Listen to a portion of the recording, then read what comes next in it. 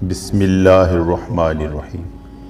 السلام علیکم دوستو، میں ہوں ہومیو ڈاکٹر محمد اعجاز۔ آج پھر آپ سے ایک بہت دلچسپ تحریر شیئر کر رہے ہیں جو یقیناً آپ کو بہت پسند آئے گی۔ اہل عرب جب شادی بیاہ کرتے تھے تو قدیم رواج کے مطابق دعوت کی تقریب میں شامل مہمانوں کی تواضع کے لیے بھنے ہوئے گوشت کے ٹکڑے کو روٹی کے اندر لپیٹ کر پیش کرتے تھے۔ اگر کسی تقریب میں گھر کے سربراہ کو پتہ چلتا کہ اس شادی میں شریک افراد کی تعداد دعوت میں تیار کیے گوشت کے ٹکڑوں کی تعداد سے زیادہ ہے یا زیادہ ہو سکتی ہے، تو وہ کھانے کے وقت 2 روٹیاں گوشت کے بغیر ایک دوسرے کے ساتھ لپیٹ کر اپنے اہل خانہ، رشتہ داروں اور انتہائی قریبی دوستوں میں تقسیم کرتے، جبکہ گوشت روٹی کے اندر لپیٹ کر صرف باہر سے آئے ہوئے اجنبیوں کو پیش کیا جاتا تھا۔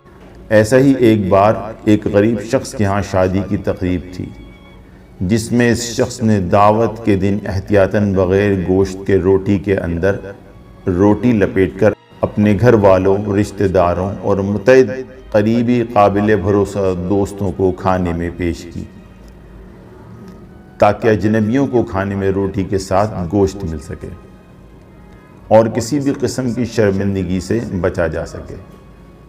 جنہیں صرف روٹی ملی تھی تو انہوں نے ایسے کھانا شروع کر دیا گویا اس میں گوشت موجود ہے، سوائے اس کے کہ ایک انتہائی قریبی رشتہ دار کے اس نے روٹی کھولی، گھر کے سربراہ کو بلایا اور غصے سے بلند آواز میں اس سے کہا، اے عبداللہ کے باپ، یہ کیا مذاق ہے؟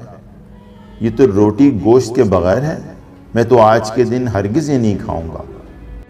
غریب شخص نے تحمل سے سنا اور مسکرا کر جواب دیا، اجنبیوں کا مجھ پر حق ہے کہ میرے دسترخوان پر انہیں ہر حال میں گوشت پیش کیا جائے۔ یہ لیجیے گوشت کا ٹکڑا، اور معافی چاہتا ہوں، مجھ سے غلطی ہوئی، میں آپ کو اپنے اہل خانہ میں شمار کر رہا تھا۔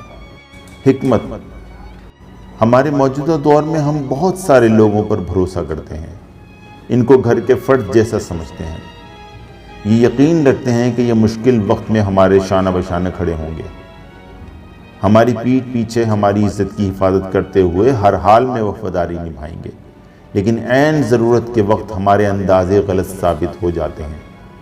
اس لیے اس بات کو یقینی بنائیں کہ کون سی روٹی کون سے بندے کو دینی چاہیے۔ میں امید کرتا ہوں کہ آج کی تحریر ویڈیو کی صورت میں آپ کو بہت پسند آئے گی۔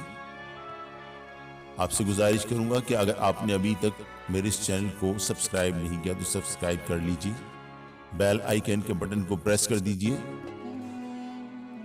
اور اپنے دوستوں کے ساتھ شیئر کیجیے۔ میں اسی طرح سے نالجیبل، انٹرسٹنگ اور مفید ویڈیوز آپ کے ساتھ شیئر کرتا رہوں گا۔ اب تک کے لیے اجازت دیجیے، ملتے ہیں پھر اگلی ویڈیو میں کسی نئی تحریر کے ساتھ۔ اپنا خیال رکھیے، صحت مند رہیے، تندرست رہیے، اللہ نگہبان۔